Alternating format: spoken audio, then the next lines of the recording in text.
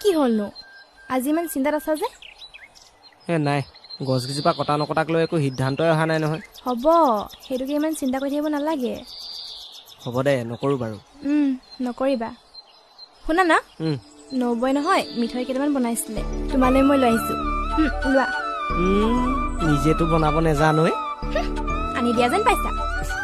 হ'ব দে ঠেহ পাতিব নালাগে লোৱা